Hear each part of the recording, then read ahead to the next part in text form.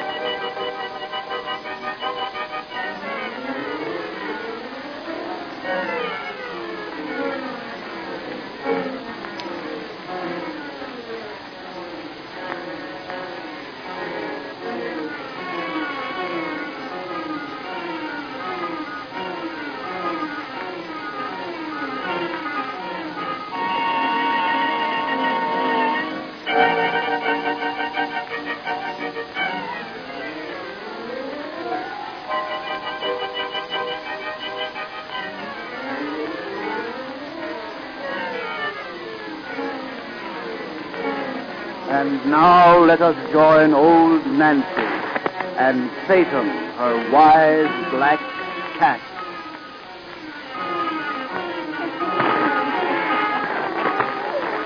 123-year-old I do today. Yes, sir. 123-year-old. Satan.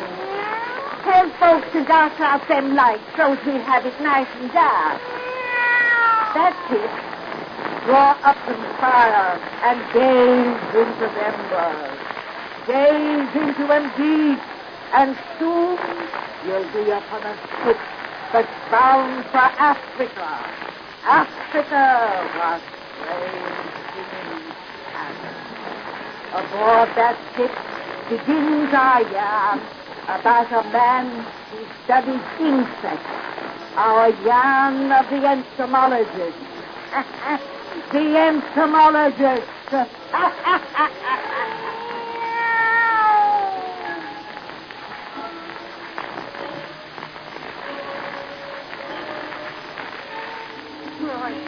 never known you to acquire such a sudden dislike for anyone before.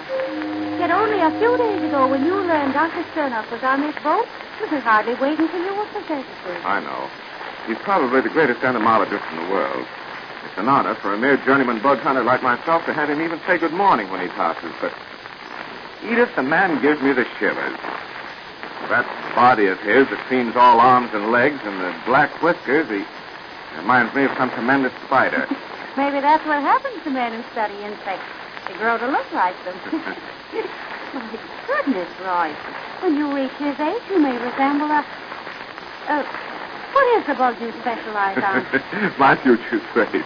I go in for butterflies. Then how attractive you'll be at 50. If a little flighty.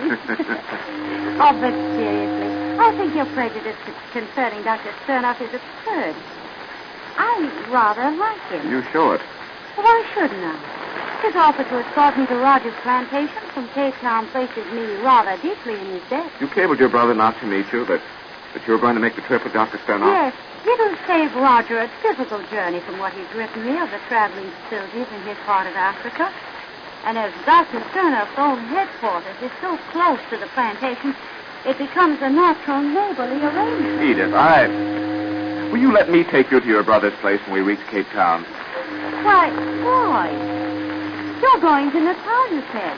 Roger is in Tomorrowland. Well, I can study insect life there as well as in Natal, and I'd like to meet your brother, and, you know the real reason. Oh. The same reason that I followed you aboard this boat, that I followed you everywhere during the last 2 years. I'm mad about you, Edith. Turned me down so many times, I'm not going to ask you to marry me again now, but I'm not going to let you go traipsing around Africa with anyone like Sternoff. Oh, are you jealous of a man twice your age? No, I'm not, but I don't like the way he looks at you. I'm not going to have you alone with him. I'm going to take you to Tomorrowland myself. Oh, Roy. Eventually, I suppose I'll have to marry you. The parent I can't lose you. You only would marry me, but I'm not going to ask you again. It seems so useless. You never tried asking me under such romantic conditions as this. Starry night, the deck of a ship, wild waves singing. It's really, Roy, just a roaming for ideas. Stop making fun of me. Well, if you won't propose, I can't make you. I'm tired of hearing you say no. I'm tired of saying no. Huh? Edith. Will you marry me? Yes. What? What? Uh-huh. Oh, my. Edith, you really mean it. I do. Edith. But I'll change my mind unless you quit staring and kiss me within the next half second. Oh, Edith, darling. Oh, sweetheart. Good evening. What? Doctor. It seems that I intrude at an unwelcome moment. Excuse me. Oh, wait, Doctor. For the sake of retaining your good opinion, let me explain that I don't make it a habit to let men kiss me unless my hair. Dr. Sternoff, Miss Gardner has just honored me by promising Don't be tilted, Roy. I've just decided, Doctor, that Mr. Bolton will make me a fairly good husband. So we've just become engaged. Mr. Bolton is to be congratulated. I envy him greatly. Thank you. Now, since you have Dr. Sternoff to talk to, I'm going to leave you, Roy, and go there. Oh, Edith. I'm tired. With the prospect of matrimony staring her in the face, a girl needs solitude and rest. Well, I'll take you to your stateroom. No, I want to be rid of you now. See you in the morning. Good night. Good night, Miss Good night, Gardner. Edith. A very fine girl, your fiancée.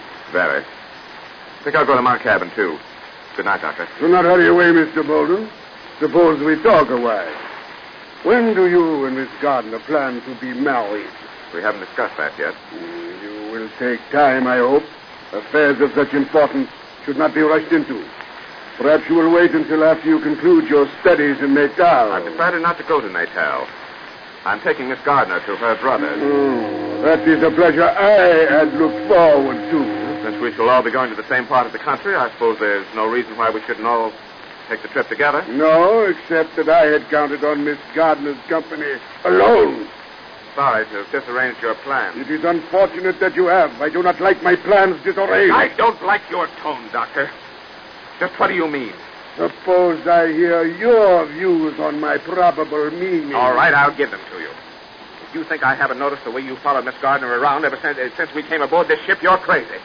And I don't like the way you keep looking at her. As though she were some specimen you were tracking down. I don't like anything about you, Doctor, since you've asked for it. And I want you to keep away from my future wife. You are so candid, I shall be equally so. I enjoy the society of your future wife. And as the future is such an unknown quantity, I do not intend to keep away. Also, as an entomologist yourself, you must have heard that I seldom track down a specimen in vain. Why, you think... I think your engagement to Miss Gardner is a mistake. One that may be rectified before marriage. Before you leave the ship. Good night, Mr. Bolton.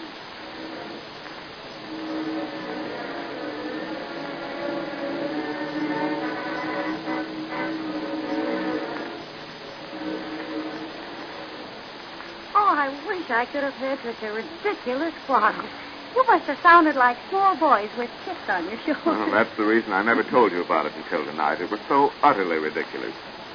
But it confirmed my suspicion that Sternoff is nearly as mad about you as I am. Well, you don't know how flattered I feel. Two mad lovers on one small ship. I don't believe you feel flattered at all. There's something too inhuman about that man for you to really want his attention. All you enjoy is my jealousy. He's very strange. A little insane, I think. You know, he's literally obsessed with a desire for power. Rather peculiar in a naturalist who's devoted his life to the study of tiny insects. Those tiny insects, if uncontrolled by man and not destroyed by their own warring proclivities, could annihilate all other living creatures. They are power, undirected. He made a remark something like that. Said that someday a genius would develop a new species that would enable him to rule the world. By genius, he meant himself, of course. Oh, Roy. You feel so ridiculously bitter toward the poor man. You say he threatened you that night? Oh, he didn't threaten exactly. Simply said our engagement was a mistake that might be rectified before I left this ship. Rectified by what? By his personal magnetism, maybe. By proving to you that his charm so outshone mine that you give me back the ring I haven't bought you yet and take his instead. Well, if that was his purpose, he's evidently forgotten it. I've scarcely seen him since that night. And tomorrow we land at Cape Town. Which reminds me, there's packing still to be Oh, done. don't go in yet. Oh, I must. There's so many things to get together. And I'm sleeping anyway. I'll take you to your door, then. Let's get married in Cape Town tomorrow, dear. Oh, now, don't start rushing me again. Roger's the only relative I possess, and I'm not going to marry you without his brotherly blessing. Here we are. Good night, dear. Sweet. Roger, oh, let me go before someone comes around the corner. Good night, Kate. You look so romantically sad at our parting. Here's one more kiss. That's all. Good night. Good night. Good evening, Mr. Bolton. Huh? Oh. I seem to come upon you always at the conclusion of a romantic moment. You seem always to be watching for such moments, Dr. Sternoff. On the contrary, they're very painful to me. I would prefer not to witness them. But let us not quarrel again. Our ship lands tomorrow. Let us simply say goodbye. There'll be time for that when we dock in the morning. One never knows in the rush of departure. We may not meet. When Miss Gardner and I reach her brother's place, we'll be neighbors. Farewell seemed rather superfluous, Doctor. I live for 10 miles from Miss Gardner's brother. Still, goodbye. Goodbye, Mr. Bolton. Goodbye. Hello, Mr. Bolton. Here to be a sight room. Oh, hello, Stewart. Yes, going to bed. Just saw you talking to the gentleman with the whiskers. Something important you wanted to see you for, I fancy. Been hanging around this corridor whole evening. Waiting for me? We didn't try, but as he belongs over in Section A, I imagined he was waiting for someone, and he went away after talking to you. He wasn't hanging around Miss Gardner's door, was he? Oh, no, sir. He wasn't hanging around any place special. Just up and down the hall, yeah. Wasn't he waiting for you, sir? Oh, I don't know. It doesn't matter. No, sir. Well, here we are at your door. Good night, sir. Good night, Stewart. Oh, wait. We'll be parting tomorrow. I may as well have your tip off my mind now. Here. Thank you for your very excellent service. Oh, thank you, sir. Here, don't bother looking for your key. I'll unlock your door, sir. Thanks. Here, now, just a minute. And now I'll turn on the light. Well, it's a good thing I came in. The light switch don't work. It was all right when I left this evening. There's probably a fuse down now. You just wait outside, sir. I'll let it fix your exit. Now, the door's slammed shut. I'll open it, Stewart. Please, sir. I'm across the devil's run it, please. Let me fix it, yeah. The spring latch is snapped. Wait till I find my key. Here. Stewart, my key doesn't work. You don't? Oh, that's funny. Well, just don't bother, sir. I'll help you with inside here.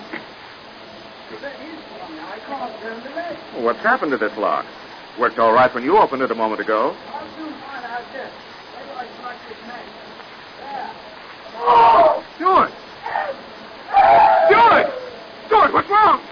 Stewart! Help! Help me, someone! What is it? What's happened? Stewart's locked inside my cabin. He just screamed. Here, help me break down this door. Here, will you? Here, together with our shoulders. Now. Now, get in. That did it. Stewart! Stewart, where are you? Yes. Well, who has a flashlight? Here's one. There he is, on the floor. There they are. Throat has been torn open. He's dead. Dead. Who? What killed him? There's nothing. There's no one in this room.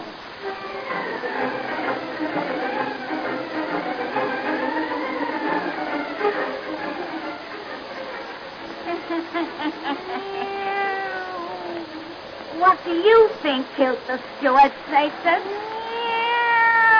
That's right. But them as didn't understand what Satan said will have to come see us next time I have a birthday. And then we'll spin you the rest of our yarn about the entomologist. The entomologist.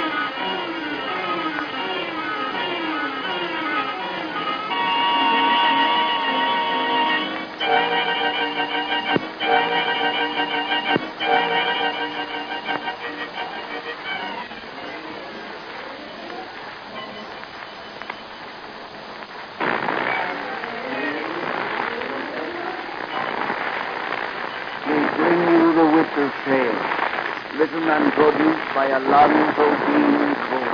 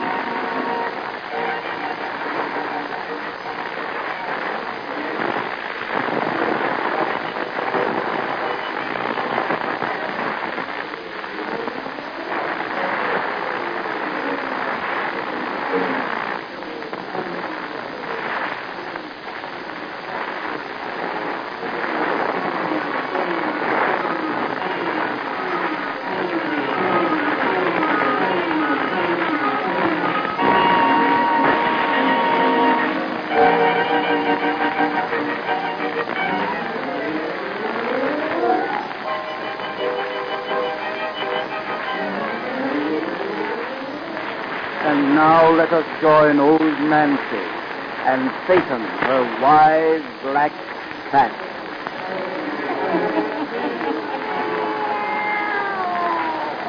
Hannah and 9-year-old I be today. Yes, sir. Hannah and 9-year-old. Now douse out them lights and we go on with that perfect story we begun last time you was here.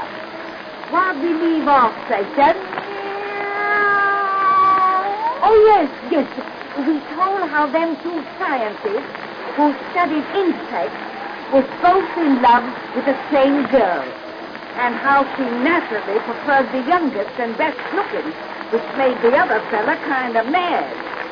Well, sir, they was all aboard a ship bound for Africa. And on the night before they landed, a steward on the boat went into the young fella's cabin just ahead of him and was very mysteriously hit. Now draw up to the fire and gaze into the embers.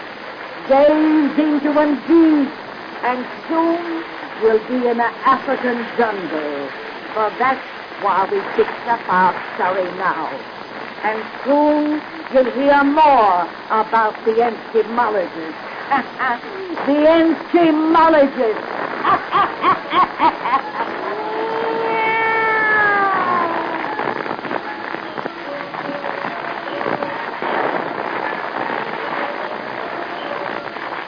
No question in my mind, Roger, that whatever killed the steward in my cabin was intended to kill me. The door that made him prisoner didn't slam by chance. A spring had been attached to it. The lock had been tampered with. If he hadn't gone in there ahead of me by the sheerest accident... But what killed the steward? No one knows. But Dr. Sternoff, I think. But he was with the captain at the time it happened, so had a perfect alibi. You say there was no way for anyone to get out of the cabin except through the single door? No, and nothing came out that way. One of the portholes was open, but no man or animal could have escaped through it. Unless they could scale smooth horizontal walls like a slide, they'd have had to drop into the sea. The steward's throat was torn. No, it wasn't torn exactly. It was as though something had bitten him there. Something poisonous, for it killed instantly, and the wound was frightfully inflamed. Yet if the bite was made by an animal, it was one of an entirely unknown species. I've seen two such wounds as you described. You have? Yes. I didn't want to talk any more about this before either. That's why I suggested we walk out here in the bush tonight. He's upset enough about the whole thing as it is. He refuses to believe that Dr. Sternoff had anything to do with it. Why, she'd have made this trip up here with his party if I hadn't absolutely insisted we come by ourselves. I don't share my sister's trust of Sternoff. You say you've seen two similar wounds. So that which killed the steward. Yes, on black boys in the vicinity of Sternoff's place. Only whatever bit them was not frightened away as easily and as soon as your steward escaped. But when found, every drop of blood had been drained from their dead bodies. What on earth? The natives ascribed death to vampires. That's ridiculous. Nothing is ridiculous in Africa. The blacks say Sternoff set the vampires on the men. They call him the devil doctor around here. I'll be glad for me to find Mary tomorrow and on our way to Natal. I don't want her even in the same province with that man. I'll hate to see you go so soon after your arrival here. But, well, I'll feel a little easier myself. Well, here we are back at the house. The lights are all out. Edith must have gone to bed. We've been talking back there in the bush a long time. It's late, but someone's still up around the place. There's my houseboy. Effendi. Must have something on his mind to make him run like that. Effendi Garner, you are well of your sickness? Sickness? Yes. Yeah, you start back before your lady sister find you. What are you talking about? Where is my sister? Miss Gardner isn't here. No, men come say a Fendi Garner sick hurt in bush. She go look see. How long ago? Half hour, maybe. Roger, where do you suppose? Who was the man who came here for my sister? Black boy come from Devil Doctor house. Sternoff. Come to the house and get our guns, and we'll find out what this is all about. If he laid his filthy hands on Edith, Take your shirt on. He wouldn't dare do anything to her. What? But the door's locked. My sister locked it, Nebu? I know, see. Never mind. Burst it open. Now, let me get a gun and start. Now, there it goes. Strike a light, Nebo. Never mind. I can find the guns in the dark. What's the matter? They flushed across my face. Felt like a sticky silken cord. There's something in this room, Effendi. Something moving. Yes, I hear it. Get those guns. It's an animal of some kind. I have my rifle. A light, Nebu, a light. Me do. Look! Shoot! Shoot! Hurry! It's running away! Oh, there. I got it this time. God, look at it. That's what got the steward. And your blacks here. It was put in this house tonight to kill us. But no such monster can exist. It's impossible. It did exist. There's its dead body. A giant spider, 2 feet long.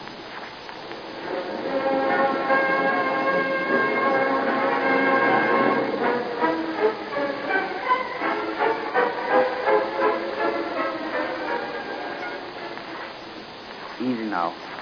Sternoff's house lies right back of that high fence. You don't think any of those spiders are loose out here? I hope not.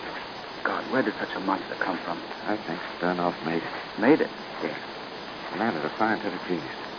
I believe he's found a way to increase the size of a small, ordinary spider. I remember a paper he published some years ago hinting at the possibility of such a thing. That cord was thrust across my face with the strand of its web. You hadn't felt that? We'd have stumbled right into it. Then, Don't speak of it. now I know why the blacks found dead here had been drained of blood. He thought this little spider is too small to assimilate solid food. So he sucks the juices of his prey. I'd rather believe the native's vampire theory. More pleasant at that. And think, Sternoff, the monster who turned loose such things as Edith in that house. We'll find her safe. He only wants to be rid of us. He's in love with her. The gate's unlocked. Quiet now. He thinks we're dead. We'll get him unawares. He should get the drop on us He before. won't. But if he does, Nebo has reached Sumed by this time, and he's on his way here now to constabulary. Sure you can trust Nebo? Absolutely, where harm is promised Dr. Sternoff. One of the blacks that spider killed was Nebu's brother. Come on, hurry. I want to get my hands on Sternoff. He won't escape. He hasn't got a chance. What? Let go! I have their guns. Find their arms. Let me go. It is useless to struggle, gentlemen. My black boys were selected for their strength. They are bound to send me. You see, gentlemen, it is you who have no chance. You're not going to get away with this. I must contradict you. You have been very lucky twice, Mr. Bolton, but no luck holds good forever. Look here, Sternoff. You'd better turn my sister over to us and let us go while you have the opportunity to save your life. In half an hour, the Sumed constabulary will be here, and they'll tear you to pieces if you harmed us. I anticipate no trouble from Sumed. You see, I have here another prisoner besides yourself and Edith. Nebo! After his Nebo on his head, Effendi. Lord! My boys brought the faithful servant down almost directly he left your house. Now, Mr. Bolton, I intend to prove that your engagement to Miss Gardner was a mistake. A mistake that shall be rectified tonight forever. Take these white men to my laboratory. Yes, Effendi. As a student of insect life, Mr. Bolton, you will appreciate the specimens I am about to show you, whom you will meet intimately. Spiders, gentlemen. Giant spiders. Monster insects that will make me master of the world.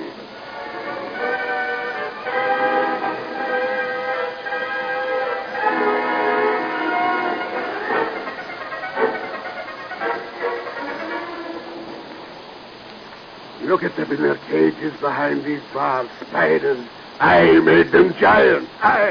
Look at them. Hairy, 8-legged monsters whose poison pulses will kill an elephant. Harmless in their cages now, but soon they'll be swarming about you in this room. You can't. You won't. But I can, I shall.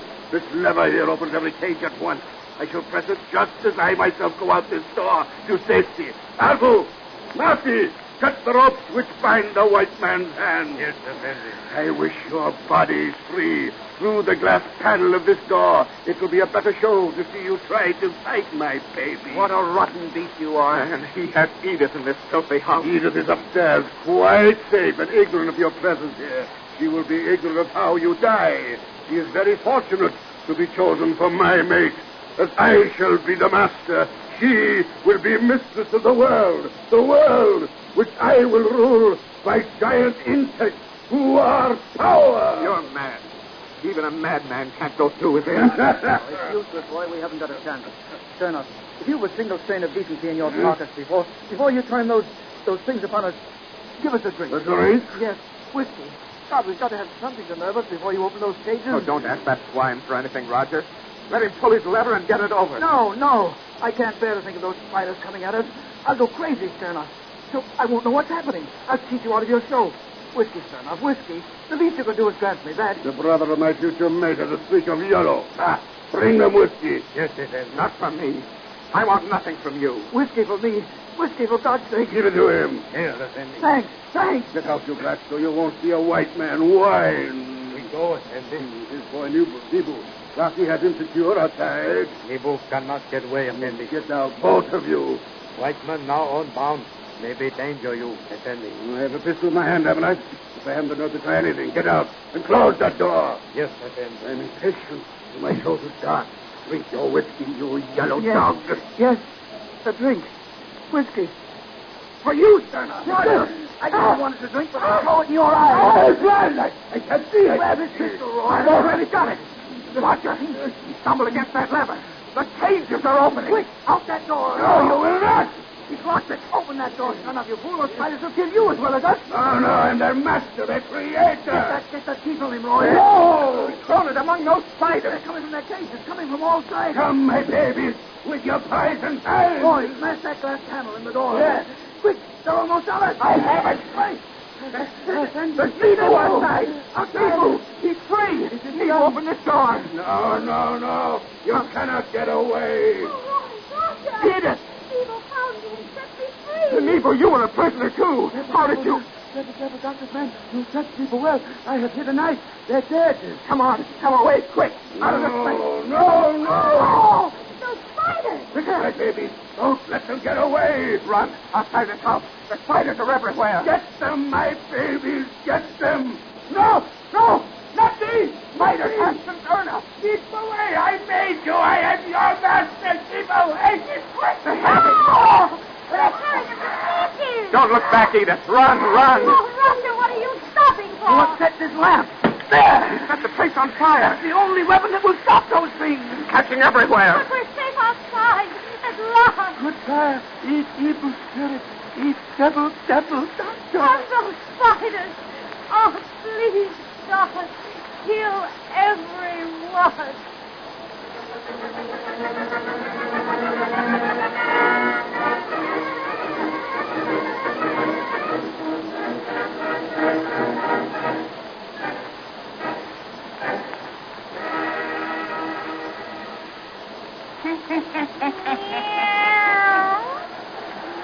Satan and me's just bitten that if you ever goes to Africa after hearing this Percy yarn, he'll take along a can of insect powder.